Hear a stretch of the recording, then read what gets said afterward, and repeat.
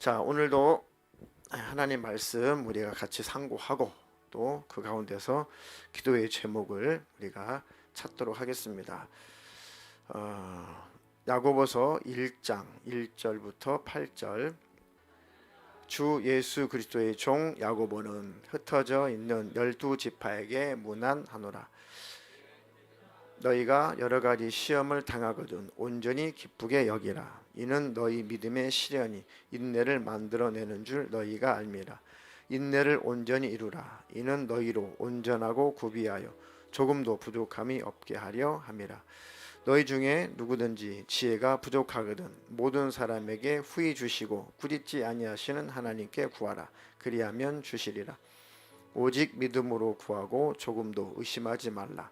의심하는 자는 바람에 밀려 요동하는 바다 물결 같으니 이런 사람은 무엇이든지 죽게 얻기를 생각하지 말라. 두 마음을 품어 모든 일에 정함이 없는 자로다.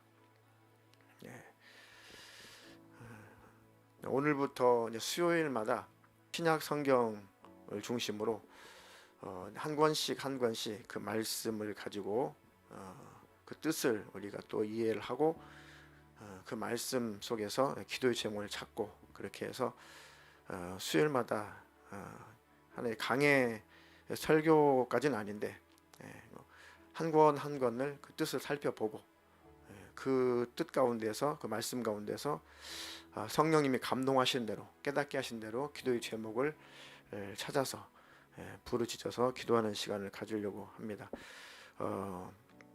처음 시간은 야고보서를 선택을 했습니다. 야고보서. 자, 먼저 설교 제목이기도 하고 오늘 특신 기도의 주제이기도 합니다. 또 야고보서 전체에 흐르는 주제이기도 합니다. 같이 두 번 같이 읽겠습니다. 시작. 행함으로 증명되는 믿음을 가지라. 행함으로 증명되는 믿음을 가지라. 이 설교 제목이 야고보서 전체 흐르는 주제입니다.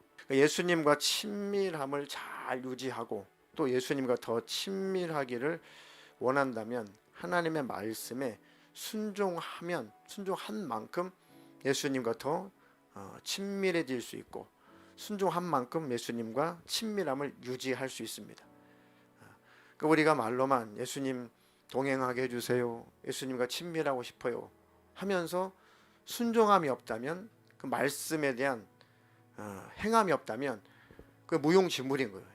매일 일기를 쓰고 매일 성경 읽고 해도 설교를 100편, 1000편, 10,000편을 들어도 주님과 나와 관계가 전혀 가까워질 수 없는 것은 하나님의 그 말씀을 듣고 그 말씀대로 순종할 때 주님과 마음과 생각과 뜻을 같이 할 때 주님과 마음이 통하는 것이지 그냥 그 말씀대로 순종하지 않으면 그 이상 주님과 마음이 소통이 일어나지 않습니다. 그러니까 순종이 없이는 친밀함도 그 이상 없는 거예요. 지난 주일날 왜 더 주님을 경험하지 못할까? 더 사랑하지 않으니까, 더 순종하지 않으니까, 더 믿지 않으니까 그 수준에서 머물러 있듯이 똑같은 의미입니다. 순종이 없이는 주님과 더 이상의 친밀함도 없어요. 순종하지 않고 말씀대로 살지 않고 왜 주님이 안 느껴질까? 왜 주님과 나와의 친밀함이 잘 느껴지지 않을까? 주님이 나와 함께 계심이 왜 이렇게 잘 느껴지지 않을까? 말씀대로 행하지 않아서, 말씀대로 순종하지 않아서 그런 것입니다. 그 말씀을 한 말씀이라도 한 단어라도 이루게 되면 이룬 만큼 친밀해지게 돼 있어요. 왜냐하면 주님과 마음이 하나가 되니까. 설교는 저도 마찬가지고 설교는 그 말씀대로 살려고 듣는 거죠. 살려고 그 말씀대로 행하려고 우리는 말씀을 듣는 것입니다. 그 말씀이 야고보서에 고스란히 녹아 있어요. 그래서 야고보서를 선택한 이유가 특심기도 끝나고 우리 한 열흘 지났잖아요. 특심기도 열심히 했습니다. 뭐 안 하신 분도 계시지만 그리고 기도로 끝난다면 원위치에 다시 돌아갑니다. 과거로. 기도를 통해서 뭔가 주님과 관계가 가까워지고 조금 더 주님을 경험했다면 이제 그것을 잘 유지하고 더 주님과 가까워지려면 기도로만 되는 것이 아니라 기도는 이제 베이스죠. 그 말씀을 이루어야 되는 겁니다. 그때 비로소 정말 주님이 이러시구나, 주님 나와 함께 계시구나, 주님 이렇게 역사하시는구나 라고 경험하게 되어 있습니다. 야고보서의 그런 주제를 보면은 믿음의 열매. 이 믿음이라고 하는 것은 행함으로만 증명이 된다.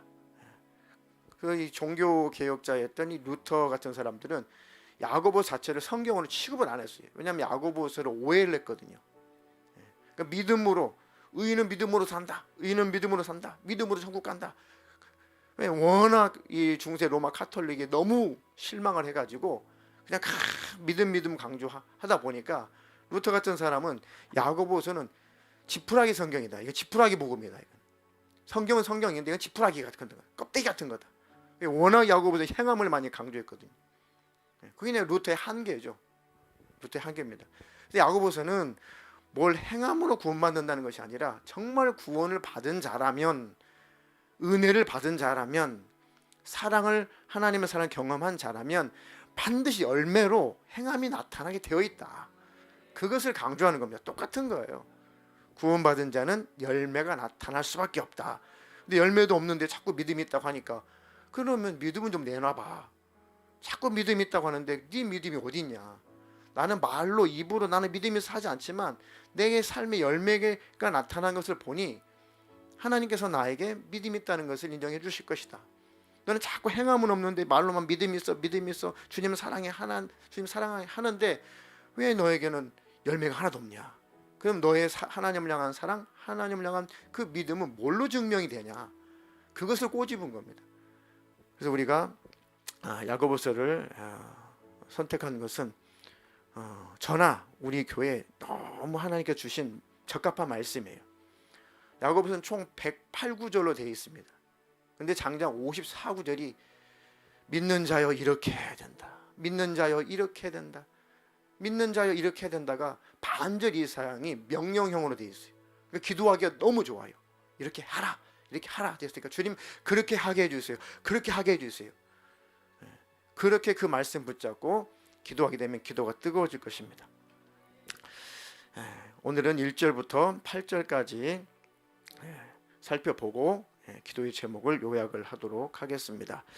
1절에 보니까 하나님과 주 예수 그리스도의 종 야고보는 흩어져 있는 12지파에게 문안하노라.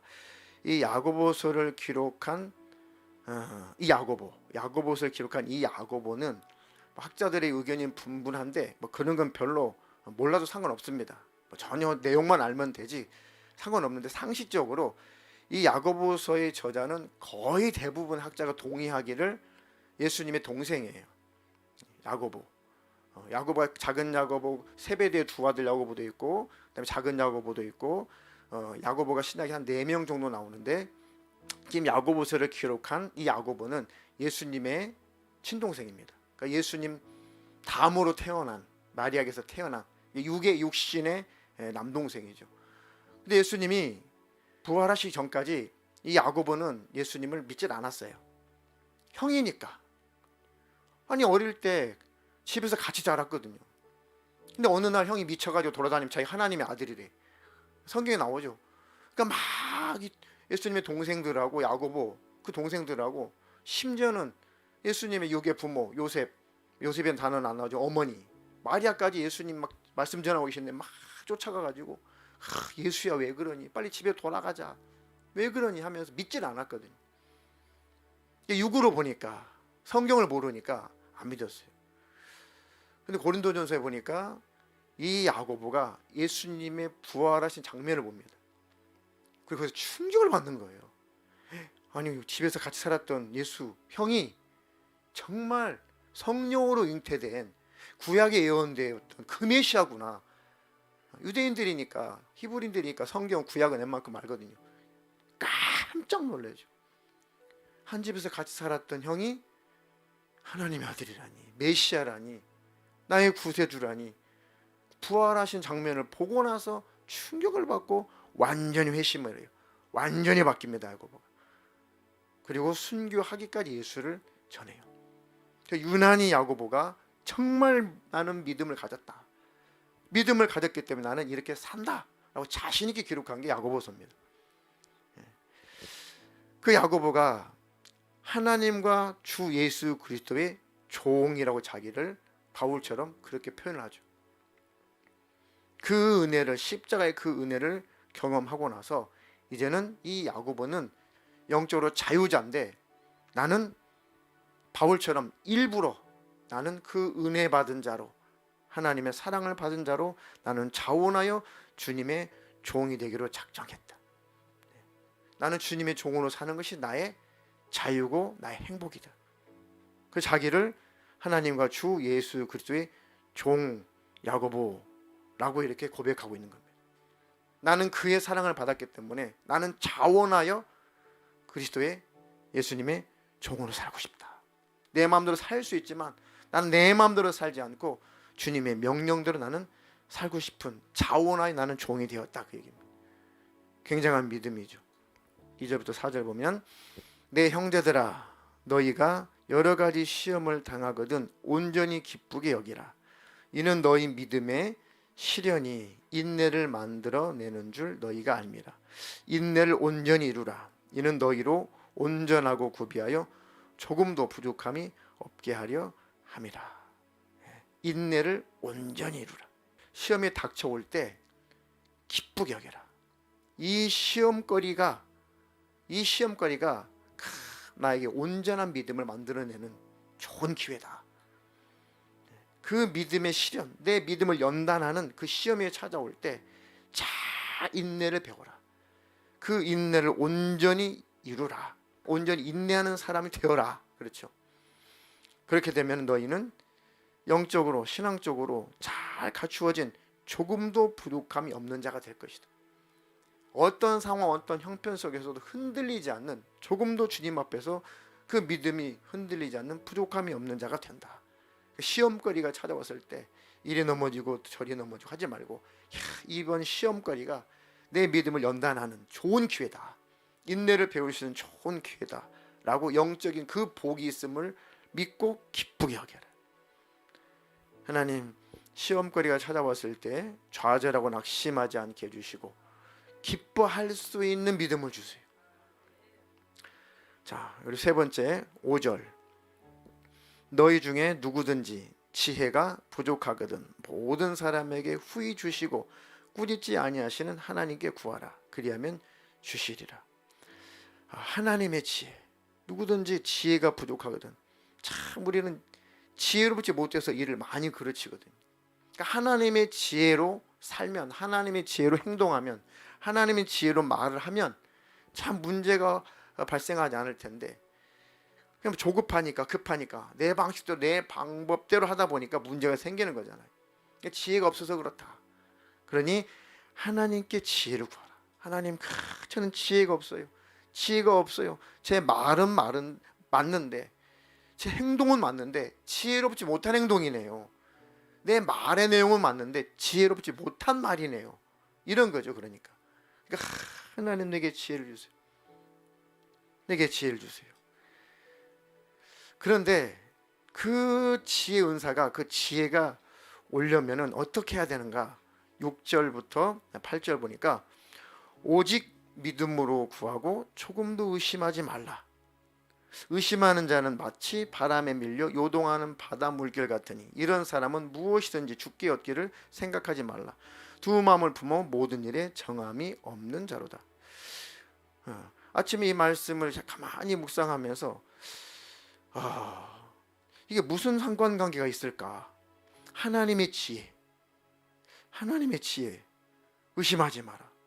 가만히 봤더니 하나님의 지혜를 구할 때, 하나님의 지혜를 구할 때 계속 하나님을 바라보고 하나님께서 주시는 그 지혜가 떠오를 때까지, 하나님 내게 지혜를 부어주실 때까지 움직이지 마라, 그 얘기더라고요. 그런데 왜 하나님의 지혜가 임하기 전에 왜 움직이느냐? 왜 행동하고, 왜 말을 하고, 왜 일을 하게 되느냐? 조급해서 그래요. 답답하거든요. 그러니까 믿음으로 구해라. 그러니까 하나님의 지혜가 도착할 때까지 얼마나 우리가 조급하냐고요. 저도 그래요. 하나님의 지혜가 도착해야 하나님의 그 지혜대로 하면 되는데, 그 하나님의 지혜가 도착할 때까지 기다리기에 너무너무 마음이 급한 거예요. 막 이게 안 돼, 이게 안 돼. 그러면서 의심이 생기는 거예요. 의심하지 말라 그랬는데 응답이 될까? 왜 지혜가 안 떠오르지? 왜 하나님 말씀하시지 않지? 하나님 더디 말씀하실 때도 있어요. 기다려야 되거든요. 그러면 마음이 조급하다 보니 의심이 생겨요. 내가 기도 잘못하고 있나? 하나님 말씀하셨는데 내가 뭘 못 알아들었나? 그러다 보니까 의심이 생겨요. 그러니까 하나님의 지혜가 공급이 안 되더라 이거죠. 내 마음이 두 마음을 품었으니까. 이런 사람은 무엇이든 주께 얻기를 생각하지 마라. 주님의 지혜가 절대로 도착할 수 없다. 두 마음을 품어서 모든 일에 정함이 없다. 마음이 답답하고 조급하니까 주님의 말씀이 오기까지, 주님의 지혜가 떠오르기까지 이 방법대로 하면 될 것 같은데, 이렇게 말하면 될 것 같은데, 이렇게 하면 될 것 같은데 라고 그냥 이게 주님 뜻 아닐까? 이렇게 해버릴까? 내가 하고 싶은 뜻, 내가 하고 싶은 것과 주님의 지혜를 기다리고 싶은 마음과 이 두 마음이 막 요동을 치니까 주로 이 싸움에서 많이 지죠. 답답하니까. 주님의 지혜가 떠오르기 전에 내 방식대로, 내 방법대로 행해버리는 거죠. 그러니까 계속 지혜는 떠오르지 않고 지혜는 부어지지 않고 계속 내 방식대로 하니까 계속 반복적으로 실패한다. 특히 사람과의 관계가 반복적인 실패가 찾아온다.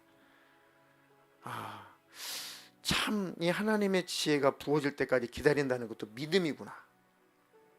끝까지 주님 내게 지혜를 부어 주시옵소서. 그럼 분명히 주님 내게 지혜를 부어 주시고 주님의 지혜로 하면 문제는 해결된다까지 믿어야 되는데 왜 이렇게 지혜가 안 부어질까? 지혜가 안 떠오를까? 그냥 이렇게 하면 될 것 같은데 이게 하나님 뜻이겠지라고 내 꾀로 내 방법대로 행하니까 하나님의 지혜는 부어질 수 없다. 이게 두 마음을 품은 자라는. 우리가 하나님의 지혜로 살지 못하는 이유인 겁니다. 하나님의 지혜가 반드시 내게 부어진다는 것을 의심하지 말고 믿으라. 그렇게 하나님을 기다려봐라. 그렇게 하나님의 지혜가 도착할 때까지, 부어질 때까지 하나님을 믿고 신뢰하고 기다려라. 근데 우리는 조급하다 보니까 내 방법대로 확 해버리고 마는 거죠. 그러니까 계속 실패를 하는 겁니다. 그 말씀이구나. 왜 지혜와 왜 의심과 이 무슨 관계가 있을까 싶었더니 우리 안에 하나님을 온전히 신뢰하지 못하면 막 조급해지고 의심이 일어납니다. 내 방법대로 해버리면 되지. 그래서 문제가 생기고 하나님을 경험하지 못한다는 것이죠. 하나님의 지혜는 주님을 한결같은 마음으로 바라볼 때 주님은 내게 지혜를 부어주실 거야. 주님이 생각을 주실 거야. 마음을 주실 거야. 주님이 인도하실 거야 라고 주님을 한결같이 바라보는 자에게 지혜가 부어진다. 의심하면 불안해지고 조급해지면 자기 꾀에 그 꾀를 의지하게 되고 일은 그르치게 된다. 자, 1절부터 8절까지 4가지 정도로 기도 제목을 요약을 했습니다. 우리 읽고 같이 기도하도록 하겠습니다. 자, 1번 시작. 예수님의 종으로 자원하는 삶을 살게 하소서.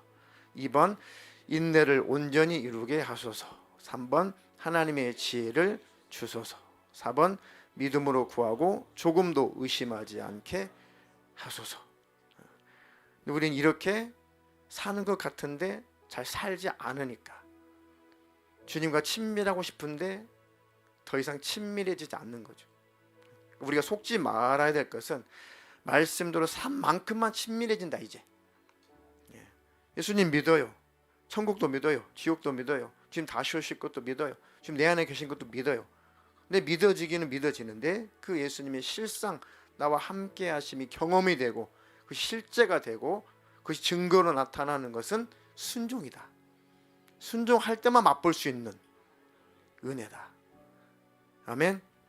이제 우리는 고급스러운 믿음으로 도달할 겁니다. 한 차원 더 수준 높은 믿음으로 우리는 가고 있는 겁니다. 주님 이제 자원하여 예수님의 종으로 살게 해주세요. 반드시 자원해야 돼요. 자원하지 않으면 율법으로 가버리는 거예요. 자원하면 복음으로 가는 겁니다.